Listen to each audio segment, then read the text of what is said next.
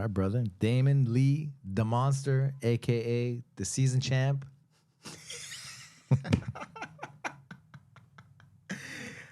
Lamar Walker. Thank you for the I remember introduction. when you first came in, you were wearing the mask came in, I think for the, Andrea saying you came through the front door, you know? And it's been a pleasure to see you grow and make jiu-jitsu part of your life and just see you grow as a person. Oh yeah, it's been an amazing journey, especially like first coming in that door. I just like the fact that, it's like, hey, I want to do something that's just me. It's like more than beyond than just working out in the gym, since like wrestling used to be something that I used to do in high school. So when I jumped in, I was like, man, let me check this jiu-jitsu out and see how this works. And around that time I come in, it's like, all right, I'll try to see if I'm interested in doing a trial. Because I tried to call on a Sunday, nobody picked up. So I come in and Andrea asked me, it's like, are you interested in doing a noon class? And I was like, yeah, I got the free time. And in quote, Andrea said that I came in with some jeans and a T-shirt. Yes, I did came in with some jeans and a T-shirt. I was ready to go for the jump because it's like, I definitely something. What made you want to do jiu-jitsu? I think for me, what made me want to do jiu-jitsu, I just like the contact sport and everything that just makes it so fluid, like how to like. Do you watch UFCs and stuff? Yes, I most definitely do. And I grew up on like wrestling, like WWE and so forth. Okay. So the whole, strength. And you were telling me you wrestled in high school your last year, right? Yes, that's right. It was a senior year of high school in a high school in Moreno Valley, California called Rancho Verde. So that's where I did my senior year. Cool. Riverside area. Exactly. Riverside County. Nice, bro. Nice. We were talking about, I was like, how much of your life is jiu-jitsu versus other things? I would say 80-20. Like 80% is like what you're going to accumulate in jiu-jitsu, and then the 20% is what you take the 80 of it into your lifestyle. Okay, but just in your life, like how much has jiu-jitsu taken over your life? Oh, plenty. Because you told me a number when I was talking to you yesterday. It was a couple days ago. I don't know when it was. Yeah. So basically, like in many things, it helps you with a lot of critical thinking when it comes to like difficult situations of how the way you want to like problem solve, and not only that, when new problems arrives, like how do you handle those situations? So it's always like critical thinking while still staying calm, and in anything that becomes difficult, not only with business wise but also life as well. Because you went to college, you came out. That's what brought you out here, right? To LA. Yes, I started off going to college at UNLV first, and then transferred to Cal State Northridge, and then I just finished up with my degree from there. Nice. And then but I was going back, like you were saying, like 80% of my life is jiu-jitsu because you do other things as well, right? Mm-hmm. Yeah. So like outside of jiu-jitsu, like outside of jiu-jitsu, besides me coaching and whatnot, I also a graphic designer. So I just also help out with a lot of problem solving with, what clients need, such as whether if it's a logo, lettering, business cards, even email or print graphics, and just make sure like whatever images, whatever contact that they need just to present themselves out there. So I just make sure I solve the problem to make sure that whatever they have is what they want to present out there. And if they like it, that's great. Nice. I remember Anthony asked you to coach, right? That's where you started coaching? Yes. Yeah. And now, like, I see, it was nice. I got to go. I went the other day, right, on a Saturday, and I can see you in action. And of course, I see you in action here, too, in Burbank. But it's really cool to see you, like, immerse yourself in the jiu-jitsu lifestyle. Oh, of course. Like, it's one thing, like, to be a person that studies and, and trains. And then there's, like, another thing. It's like, how can I how do I return that back, with, with the kids that are there? Because everybody's going to grow, as time goes by. But with the knowledge that I have within this time span, what can I do to, to pass that knowledge back to other people that are new to it or that may not be known to some of the techniques that I do. Yeah. And so that's one thing that I like to inspire other people and enlighten them as well. Yeah. So you grew up in Riverside, and then what? Like, did you play other sports besides high school? In high school wrestling, that you're like senior year. Yes, like outside of that, I was normally known for being in track and field. Track and field. Okay. Yeah, so usually I was running long distance. So Really? yeah, so I was like a mile, 802 miles, like the Okay. majority of the time. The one I completely ignored the cross country because I was like, no, this is Too much pain.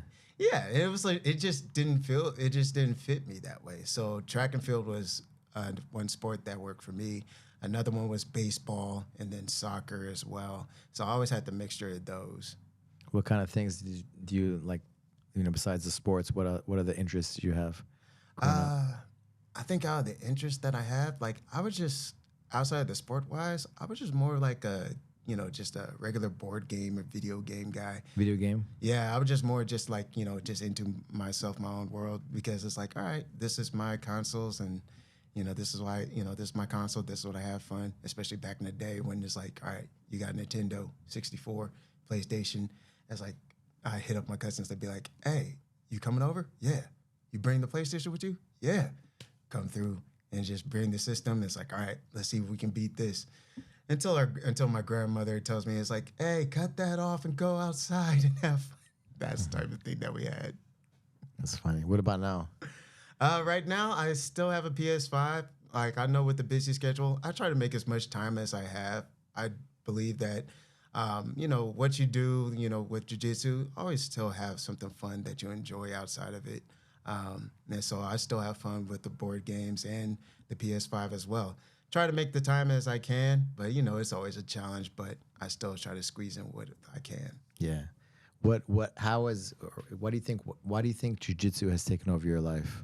Uh, the reason why jiu-jitsu has taken over my life is because, like I said with the game thing where I just grew up in, with myself, not only as only child, but also I've been, I was like grew up in being like a nice guy, just more like, the saying goes is like, you get in where you fit in. And majority of the times, like I didn't realize at that time, I didn't really fit in that much in a lot of areas. So I try to be something that I'm not just in order to fit into an area where I feel like I can get approved. So it was almost like people pleasing and at the same time try to find a place to belong. Unfortunately, that didn't work out. So when I look at how the way jiu-jitsu works is a place that you can be yourself without trying to be like anybody else. And at the same time, you work in your own style of your craft or what you do with your work to make it look more unique that everybody can be like, wow, this is amazing. Like, you can definitely do that. Like, how do you do this? And then I can definitely show them how to do it and how the way they can craft it. Why do you think like it didn't work out in other activities, other sports? Like just being yourself, being able to be yourself. I think the majority of times is like you can be like a great athlete, and then you can be to the point that the athlete defines you. And so a lot of people can be stuck, and how the way I describe it as there's a lot of people that can say it's like, oh, I'm a great, athlete. I'm a great fanatic. I'm a sports and everything. But outside of your sport and what you do, like who are you outside of it? Like, in terms of character and, like what you bring, like, do you bring light into the room? And for me, it's like, who I am in jiu-jitsu is like I can do some things that I never thought I would do. But outside of it, it's like, am I still an amazing person? Do I still bring light into, to any place that I go? Do I inspire a lot of people at the end of the day? And that's one thing that matters. Is just like, even if it comes to a point that if I'm gone, would everybody remember me as a person outside of jiu-jitsu or just a person that's just always been active doing something like that? Yeah. Yeah. Yeah. Jiu-jitsu does that, right? And like sports, right? High school, it's high school. And then if you play in college, that's one thing. If you go pro, that's another thing. But jiu-jitsu is something that you have across the board, right? No matter what age. Yes. We have Savage here with us, when he can get on the mat. Right. When he can get on the mat, right? Right. Of course. Like that's the greatest thing. It's universal for everybody and you get to know different personalities while you roll with them. And when you're off the mat as well. You really get the chance to really figure out, what kind of characters people are, and see who you can enjoy and enjoy being along with them. To call them as a teammate, a comrade, or a best friend or a partner. For that Yeah. matter. Yeah. Do you remember your white belt days? Oh, of course. I definitely remember my white belt days. Um, and I'm glad just to look at it, because all my white belt, the majority of my white belt days is like more just like, I was just so excited just to come in and just be like, all right, let me come in, let me still stay humble and well grounded, because you got to check the egos out the way, and I don't know anybody, so I know I could probably get beat by these guys. So I look at it in a way as like, well, this is a new field, and if it's something that I want to do, I'd rather just really stay low to the ground, study from every professor, respect every professor, and any coach that's doing the instructions, and just keep working at it what I can. Um, I don't know if anybody else did something in my white belt days that I have, but the first 2 months I competed when I started in Legacy. Was it Jiu-Jitsu World League? Yeah, I did Jiu-Jitsu World League, California 2. This was, let me see, I started in May 2021. So my first competition was in July 2021. And I won my first match, I think it was like 6-0. And he got me, and I survived through a triangle for like a good 3 minutes. And once I got out, like he burnt out his legs and then just ended up passing side control. Only thing I remember was it's like, okay, I know the point system. It's no different than wrestling. I just gotta, make sure that I keep the advantage of the takedown and maintain. So the first match I won. The second match I lost by points. And then the third match, I lost by like maybe 4-6, I believe, which was a really close one. And around that time, I was like 168 in that division. Right now, I'm currently 154. So I definitely dropped a lot back then. So it was definitely like an exciting Just maintaining. journey. Yeah. Cut as much weight. Oh, of course. And especially just You're kind of not as good a shape you are in now, right? Oh, I think right now I'm definitely in the best shape that I'm in, because, like I said, with the wrestling experience, I'm basically close to the same weight as I was back in high school with the wrestling one. Wow. So like around that time, I was going up against people that are in the 152 division, and then one of our star wrestlers got injured that I had to drop down from 52 to 45, and they had the grace period of with 2 pounds. So like you can be 147 with the singlet on, but if you're too big with the singlet, you got to strip off the singlet to hit the scale. So I was the self-conscious one that's like, nah, I'm not gonna try to strip, fully without, strip fully just to make weight. I'm gonna make it with this singlet. Mm-hmm. And lucky for me, like I definitely made it those times weight with the singlet. So doing the weight cut with the jiu-jitsu is like, okay, same mind frame. The competition is still the same. But even within those losses at the time, my white belt, it gave me a better opportunity to like rework on some things that I've learned from those competitions. And it still helps me until currently now. Like any matches that I win, it definitely shows a huge step of where I've gone so far. And if I lost, then I know it's like, okay, I made it this far. Now let's polish up a couple of things just to tighten things up for the next one. Nice. How has jiu-jitsu helped you in your life? How the way jiu-jitsu has helped me in my life, it's just more of a mental health thing for me, especially more of like keeping boundaries of, not try to overextend yourself with what you're doing. Based on my life, like, I'm really much of a, try to be friendly with everybody and try to get along. So not only being like a nice guy, but also, being like a people pleaser, try to please everybody. And even despite the fact that even if you try, not a lot of people's going to give the same thing back to you. And sometimes it's like that, you can't fill everybody else with an empty cup if you're not getting poured into. And so for me, it's like, I got to make sure I'm getting poured into first, that I'm okay in order to help out other people. And so that's what gives me that management, just to make sure that my boundaries is not something that I'm going to step beyond, whether if it's overextending or helping other people. And that's where the jiu-jitsu creates that balance for me to like think, strategize, how to plan something that I make sure that I have time to take care of myself instead of thinking other people, but I neglect myself for that matter. Yeah. Yeah. I was just thinking about, because you had shared with me just how, like, just for you to be able to be yourself, right? Mm-hmm. And how, jiu-jitsu really allowed you to be yourself and feel comfortable, and if you get excited and bust some moves on the wherever it is, you can do that, and we all laugh and Right. and laugh at each other, right? And have Right. fun. Right. I think that's all it is at the end of the day. It's like, as long as you get, somebody to have a good time and roll with, it's definitely fun. Yeah. If you're a good smack talker in the middle of the roll, that's even great too. It's like, it's funny commentary. That's Yeah. how I look at it in a way. What was you remember the first submission you got in training? The first submission that I got in training, I feel like it was more of I want to say it's more of an Americana. Like, the first submission in training was definitely Americana, for sure. And I think it was more of the setup coming from a close guard to get his hip bump sweep, get them over, and then try to set up for that Americana from there. Nice.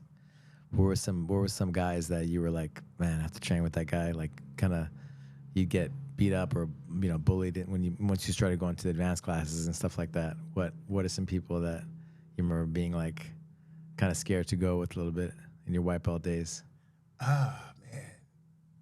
I feel like out of anybody, I'm not going to say it's scary, but at least I'm going to say it's challenging. That's going to be the best phrase. Mm-hmm. Around that time, when Xavier was still a 4-stripe blue, like, he was something that I was like constantly, getting my brain picked. I'm like, how does he do it? And I'm trying to like find a better position, try to see if I need to go faster. But no matter what I do, he always finds a way to capitalize. And it didn't take me till later, until maybe my 3rd or 4th stripe as a white belt, that I realized he's not going faster.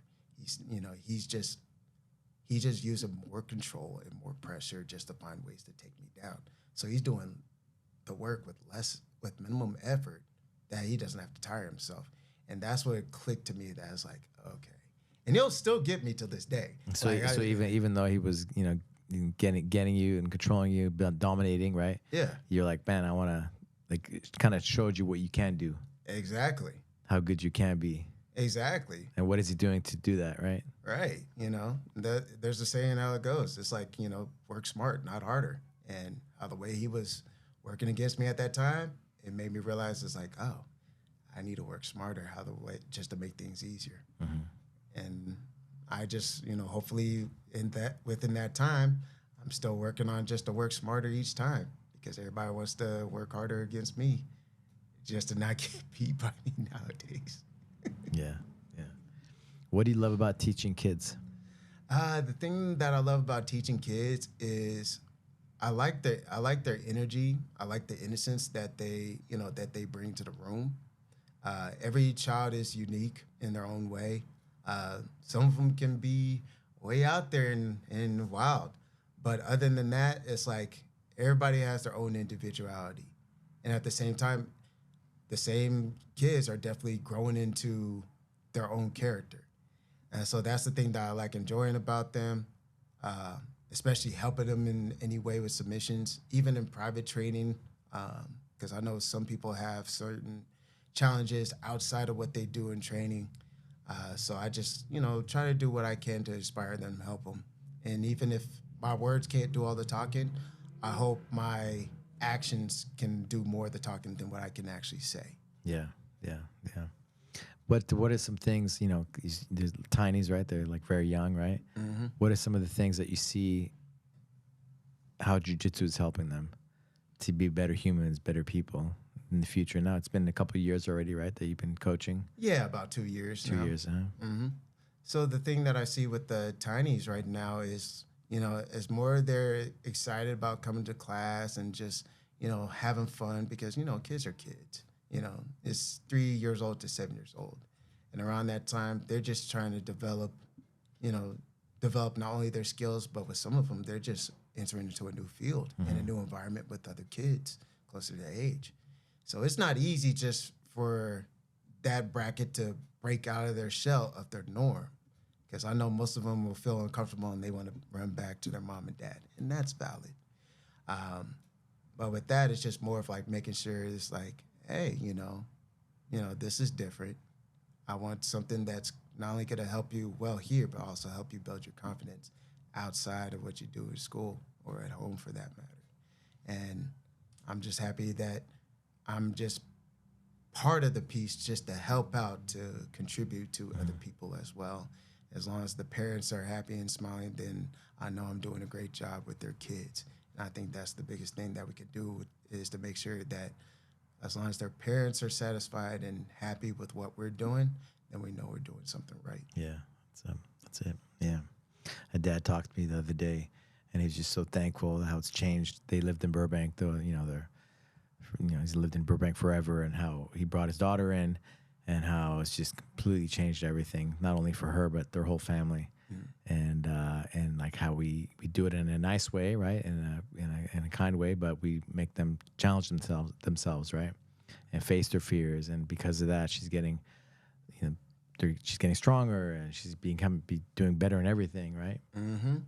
Yes, there's nothing like a little bit of guidance and instruction with what they need, because there's always going to be some challenges and some things that fears and barriers that they're going to have.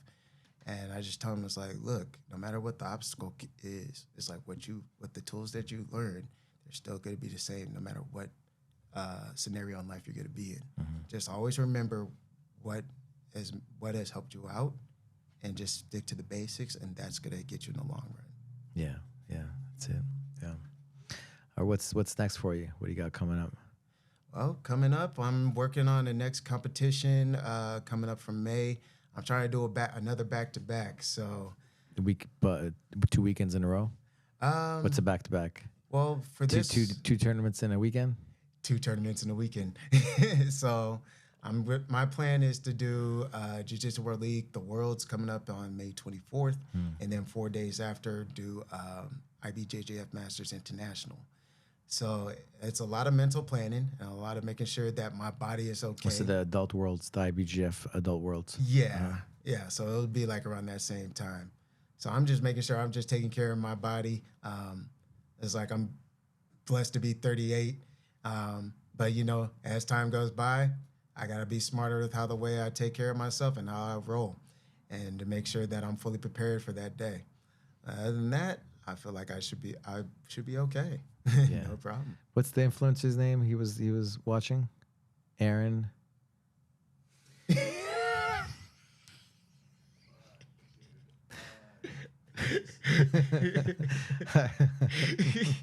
Just when you were talking to me about that, I think that's where you were watching.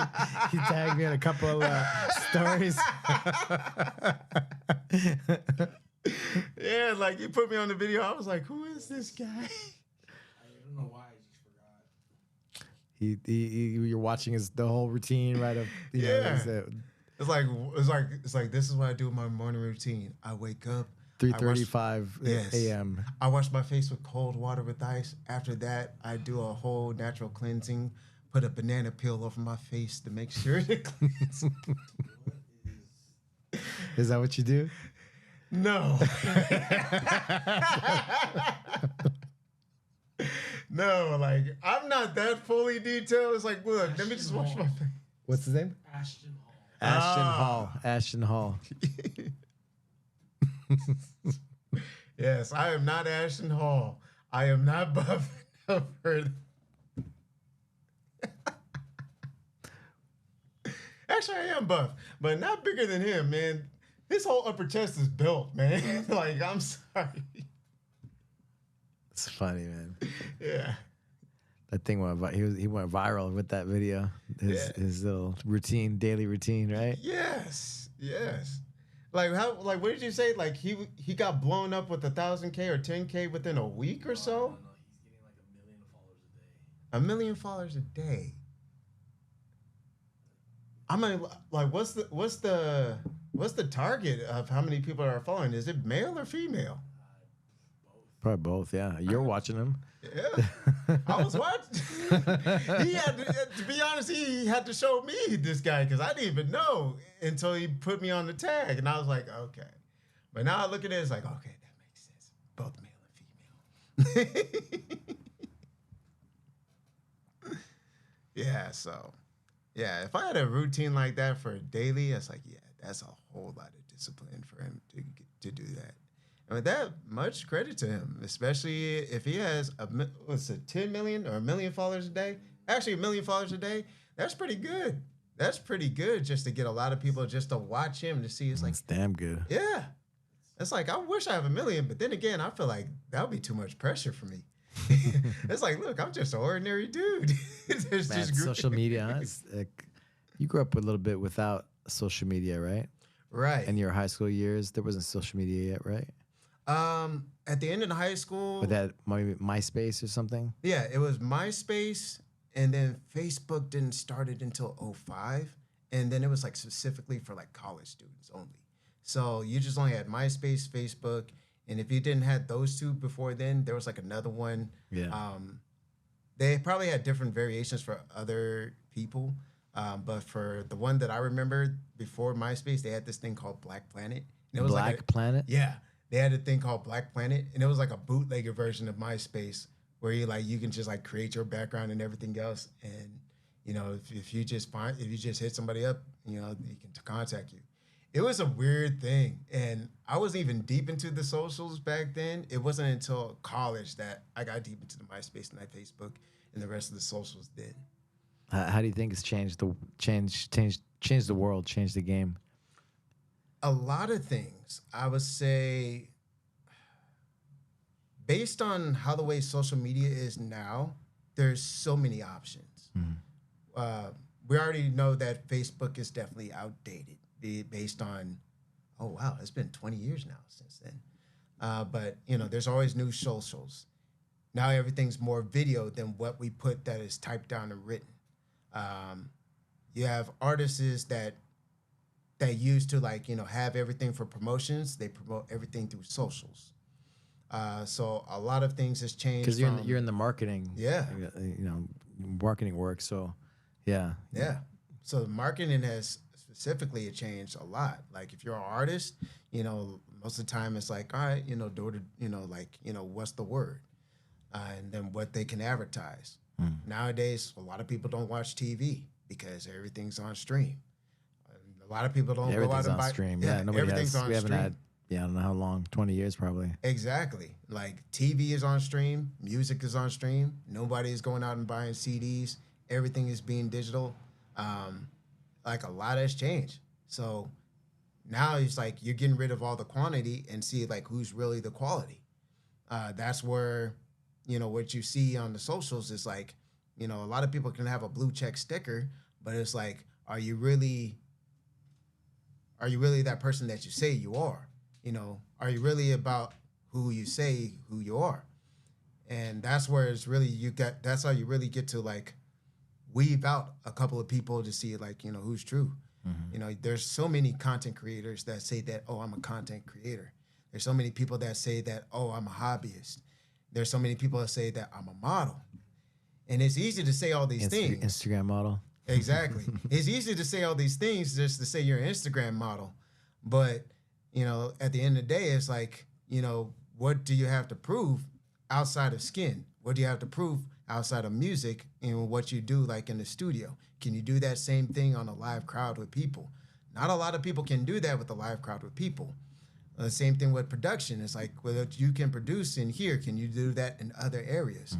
So a lot of people have challenges because they're so stuck in one place. And I'm not knocking anybody that has that skill in one place. That's their skill, but in a day and age, everybody has to be more diverse, where it's really rare to have somebody just to have that one skill. Yeah. And that's the same thing with jiu-jitsu. You can't have a person that's just one, just skilled in one.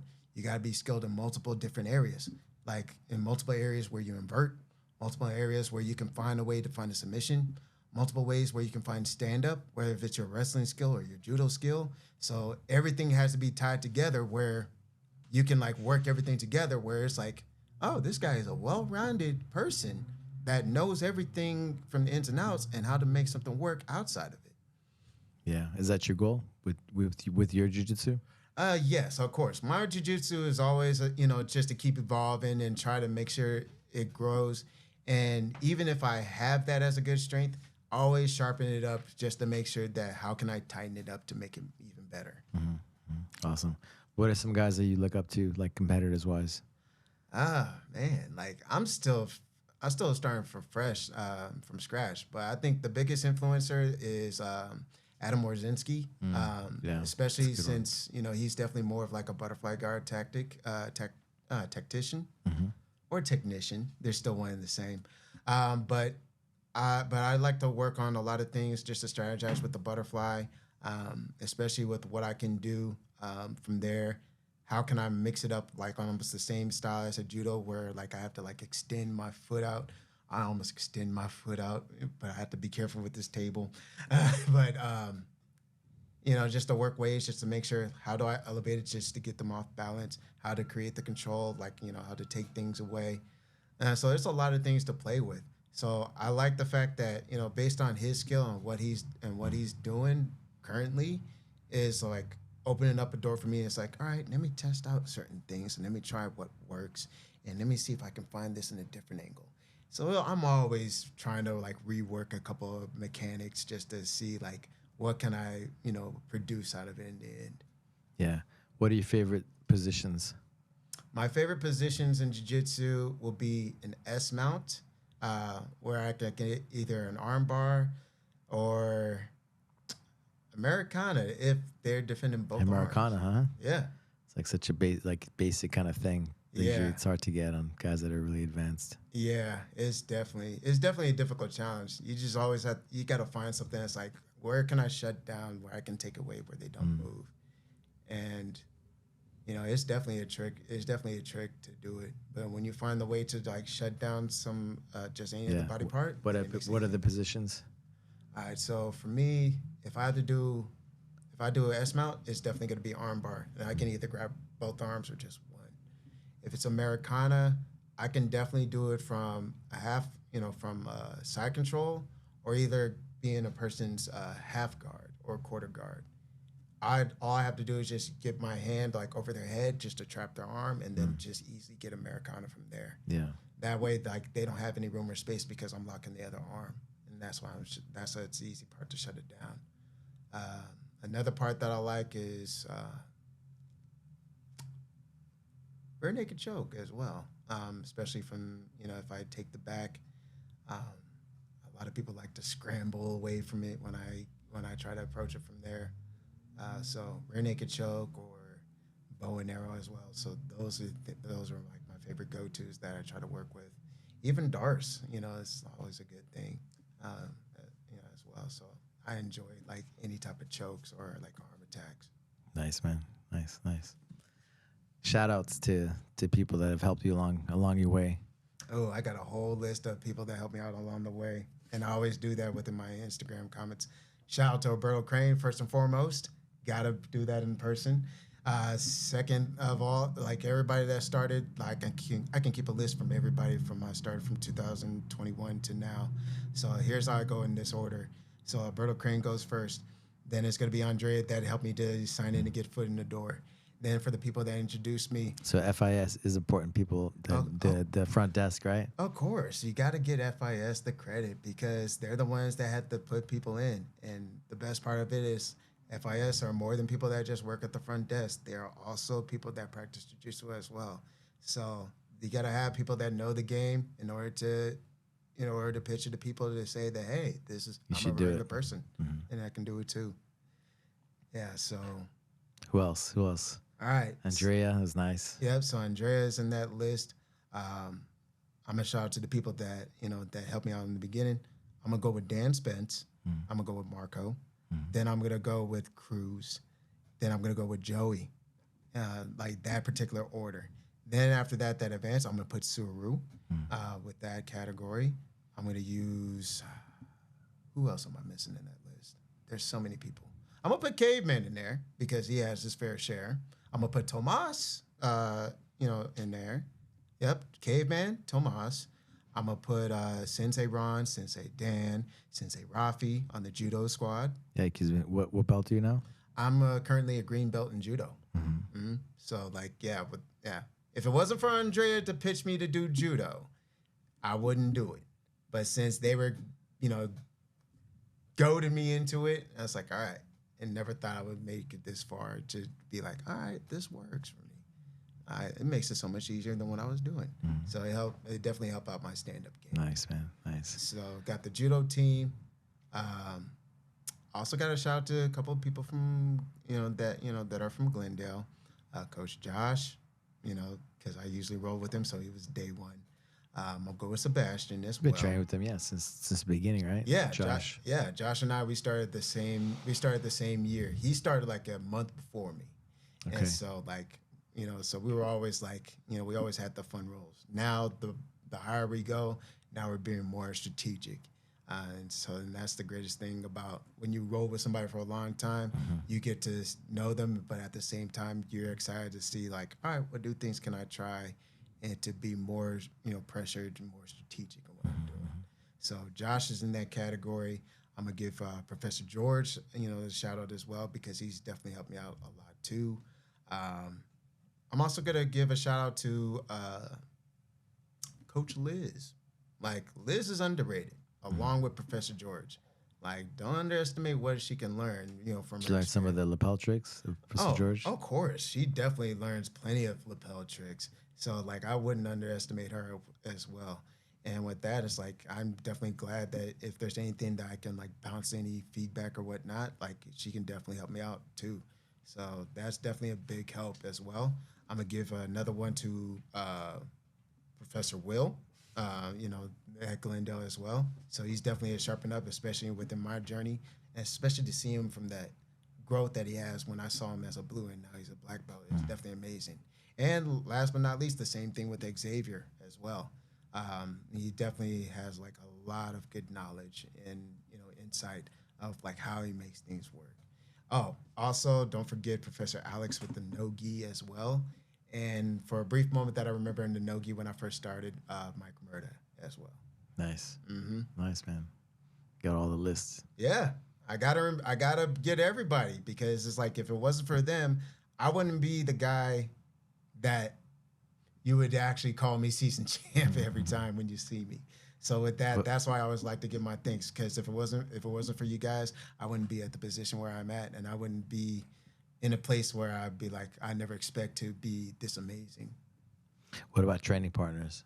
Too many to mention. Oh yeah, there's too many to mention. Like I'll give a shout out to every training partner.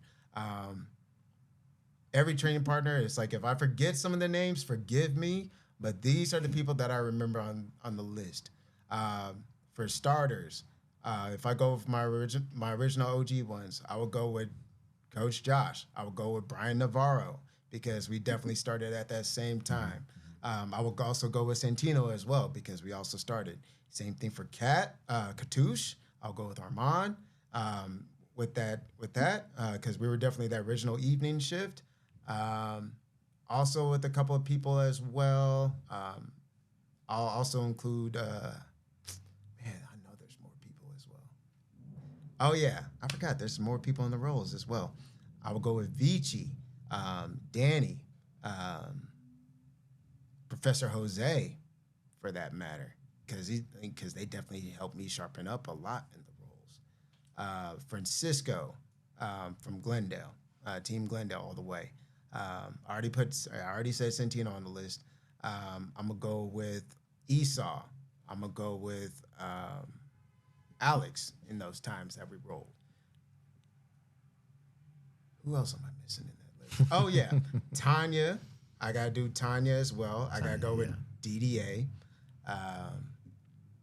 Like I said, I got a whole list of people that I remember rolling with and I have fun. I put people in the top 5. I need a top 20 list. Yeah, so I got that. Cruz definitely kills me all the time, but at least I learn a lot from him. When I get a chance to roll with them. Who else am I missing? Monica in the Masters role, because People are calling you out for your masters if you're of age. Yeah. If you're old enough to go. Yeah, like yeah.